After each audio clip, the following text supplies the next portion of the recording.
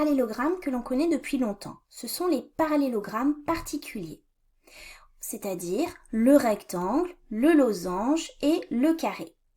Ici, ils sont représentés avec la bonne forme et surtout les bons codages que vous connaissez. Alors, vous savez reconnaître le rectangle, même longueur en haut, même longueur en bas, à gauche, à droite et angle droit. Tout ça, vous savez. Le losange, il a ses 4 côtés consécutifs, tous de même longueur. Le carré aussi de même longueur et angle droit. C'est-à-dire que le carré a à la fois les caractéristiques du rectangle et à la fois du losange. Bon, mais en 5e, on apprend surtout à les reconnaître avec les codages des diagonales. Donc le rectangle, regardez bien, en fait, il a les 2 diagonales qui sont de même longueur. Le losange, si on regarde, il a les diagonales au niveau des longueurs.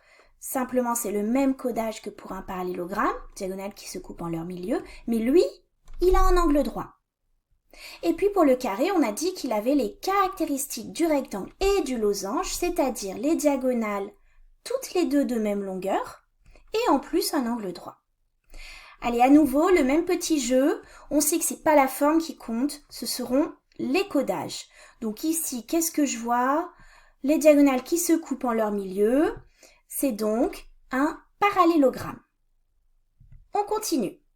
Ce quadrilatère-là, qu'est-ce que je vois? Des diagonales qui se coupent en leur milieu, mais cette fois-ci, j'ai rajouté un angle droit. Et là, je me souviens. Angle droit, c'est losange. Alors, comment je dis? Je vois un quadrilatère ABCD.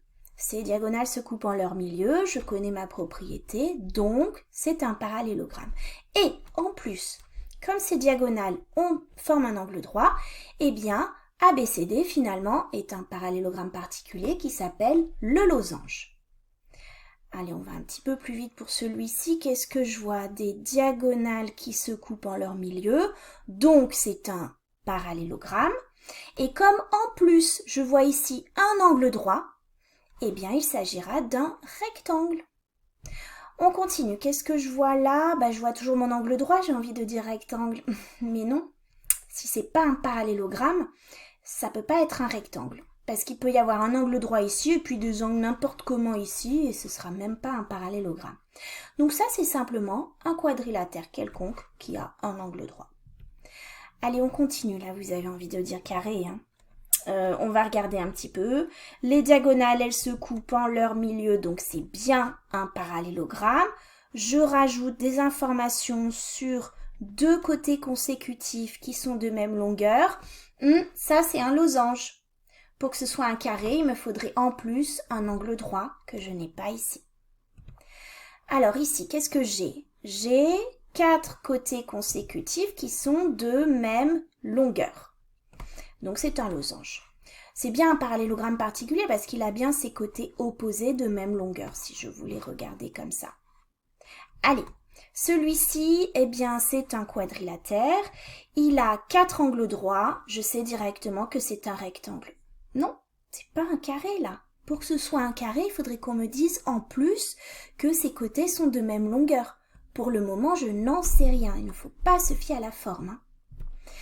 Ici, je vois des diagonales qui sont de même longueur, toutes, et en plus qui forment un angle droit. Eh bien ça, c'est un carré. Je peux le savoir directement. Ou alors, je décompose gentiment pour bien redire. Les diagonales se coupent en leur milieu, c'est un parallélogramme. Et comme en plus, elles sont de même longueur avec un angle droit, c'est un carré. On continue, diagonale de même longueur, vous vous souvenez? Bah oui, directement, c'est un rectangle. Ça, on l'apprend par cœur. Donc finalement, on peut essayer de synthétiser tout ça et on peut voir les choses un peu dans tous les sens. Ce qu'on a bien fait à chaque fois, c'est que les quadrilatères, on a souvent réussi à montrer que c'était un parallélogramme.